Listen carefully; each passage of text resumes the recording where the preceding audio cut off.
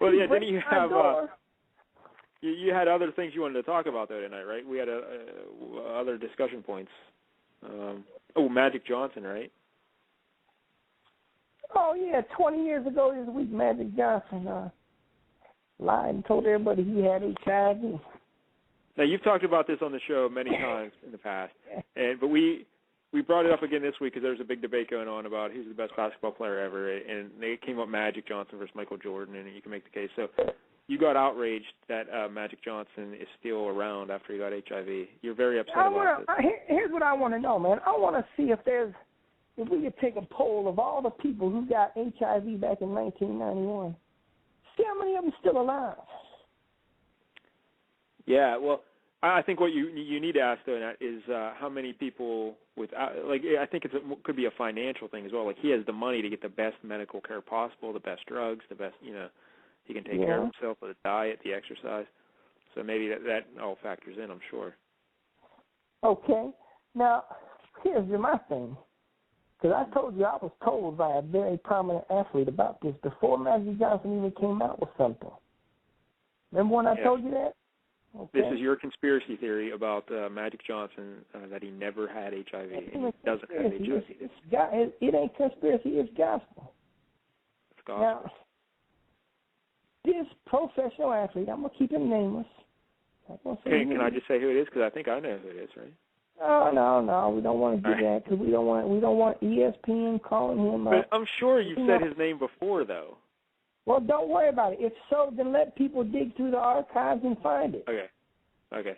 I don't want no part of it. All right. So here's what happened. This athlete tells us, there's a few of us sitting around talking. He says there is going to be a professional athlete come out and say that he has AIDS and HIV. But don't believe it because it's not true. He says, first they offered it to Sugar Ray Leonard. Can you believe that? Sugar Ray Leonard turned it down because back in that time, Sugar Ray Leonard was still, a pretty fancy name. Yeah. Then they offered it to a few other professional athletes. And then Magic Johnson took him up on the offer. Now, the offer was $100 million. $100 million? $100 million. To say you have HIV and AIDS. And the reason why they wanted him to do this is because if you remember back then, people thought that was a death sentence, right? If you got that, they was like, oh, shit, you gone, man. You ain't going to have nothing. Well, what they wanted to do, they wanted people to stop being so scared. So they wanted to make people get more comfortable and say, you know what? Anybody can do anything if you have HIV or AIDS. Now, when you say they, like who are you referring to when you say they? Government. The government. United States federal government. Yeah, they was getting all freaked out about this AIDS epidemics. Uh-huh. Because people was getting, if you had AIDS and stuff back then, you was getting beat up. So it's the U.S. federal government who made the offer of $100 million. Then some big corporations got together. McDonald's Corporation, a couple of other people got together, and they put this $100 million package together. Mm-hmm. Now, this money went to Magic Johnson because, if you can remember, back then, basketball players didn't make a lot of money in the late 80s and early 90s. I think Magic Johnson's contract, if I recall, back in those days, he was making about $2 million a year.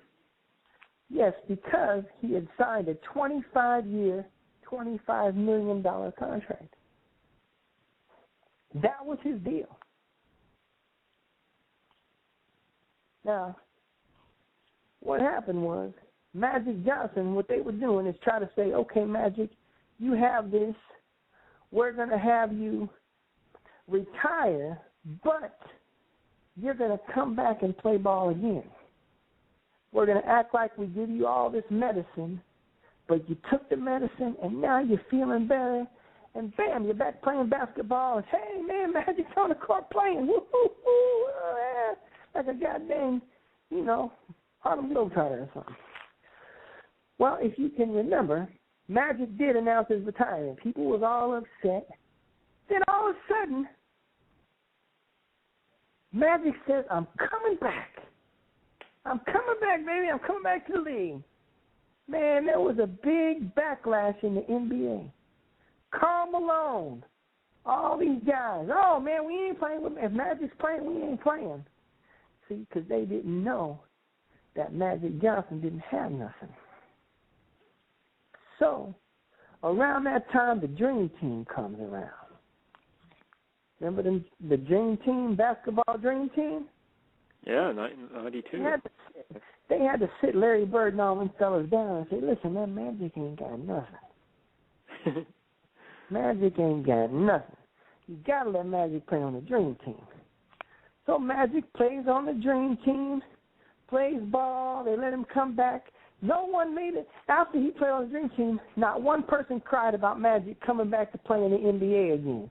And not only did Magic come back to play in the NBA, before he was diagnosed with HIV, he was a point guard and was, tall and lanky, kind of skinny. Man, he comes back bulked up like he's a weightlifter and starts playing power forward. I never heard of nobody in the history of HIV and AIDS that puts on 40 pounds and starts playing hoop at a stronger position. Yeah, he was listed at 6'8", 215, which is kind of actually thin. When he first started playing. Yeah. But later on, he was like 6'8", 255. And he was built up. He was all bulky. No way could that happen. But when he came back, he was 36. But, yeah, your point is that anyone with HIV, they usually don't put on weight. AIDS, yes. You're not going to gain that weight like that. See, that's the things I want to know is, okay, you say Magic Johnson, got the best care and all that stuff. Plus, Magic Johnson's wife never comes up with the virus. His kid doesn't come. She's pregnant at the time.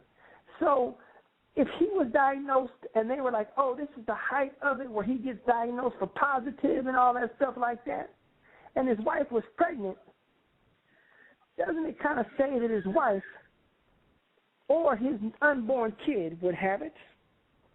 Because I want to know. Yeah, I'm not a doctor, but yeah, it seems. Now listen, here's the things I want to know. First of all, back in 1990 and 91 when this happened, how many people that were diagnosed with HIV and didn't know it and was married, when they got it, how many of them did not pass it on to their spouse? Okay, what percentage?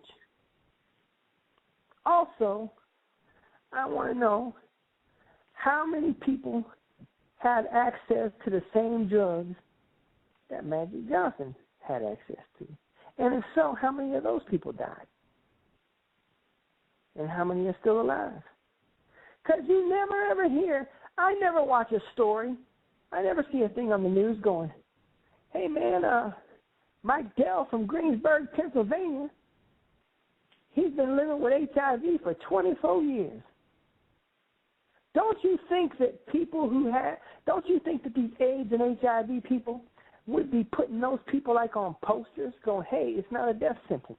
I've never seen not one advertisement of people who got that disease advertising, hey man, look, I'm still here. Because everybody that I know, and I've known 11 people in my life that have had HIV and AIDS. Every one of them did. And every one of them didn't last very long either. So I'm just saying, I know for a fact Magic Johnson ain't never had nothing. And now they say, oh, you can't even detect it inside of his body no more. Well, of course you can't, because he never had nothing. You know? That's like saying, like when Larry got diagnosed with herpes. Well, we should keep that quiet, Ed, really. But it's an interesting theory, Ed. But I think we need more proof. Well, why don't you? I would tend to fall on the side that he just has enough money to get the best health care possible, and that's why he's Okay, but how many other people have to get the best health care possible? I'm sure there's other rich people out there. And listen to this, okay? Well, Magic Johnson, okay, here's another thing, too, about the money situation. Magic Johnson, after he did this, after he retired and all that stuff, all of a sudden Magic Johnson has enough money to buy Starbucks and Magic Johnson movie theaters and all that stuff like that. Yeah. How does he do that when he don't have that kind of money? He's over here building Magic Johnson movie theaters in all these different places. He don't got money for all that. But he did get money for it because they gave him the $100 million. So, and even this is true, too. That people, I mean, I never was in the room, but people that I know in Los Angeles told me that even after Magic announced he had HIV and AIDS and stuff or whatever, he was still out there catting around with all kinds of women. You never heard about none of those women. And how come no woman that Magic Johnson ever had sex with ever sued him for giving him HIV? Yeah, that's an interesting aspect of it all there. That's a good point. Yeah. If you're reading these books about all these women, Magic's doing 6, 7 women at a time. That's right. He was getting it done. You know? Yeah. And not one of them, he's running trains with him with James Worthing and all them dudes. How come James Worthing ain't getting nothing? And it's not like they're using condoms, you know? That's what I'm saying. Yeah. So how come Magic Johnson been with thousands and thousands of women in his life? Not one of them sued him for saying, hey, man, you know, Magic gave me HIV. Because you remember what happened to, Roberto Alomar, right? He got sued, right? Yeah, he got sued, yeah. Never heard not one case of Magic getting sued for it. And like I told you before, if he got cured from HIV, like I told you before, if he got cured from HIV, then Magic Johnson had one Magic Johnson. There it is. Ding, ding, ding. We were waiting all show for it. There it is. Yeah, that's what I'm saying. Ed's favorite joke. Yeah. Well, I think you need to put your best Ed Times reporters on this one, Ed. Well, hey, I don't know. But that's just what I say. So, you know, the goddamn people on the Twitter going, oh, Ed, you don't know nothing. Nah. You know what? Shut up.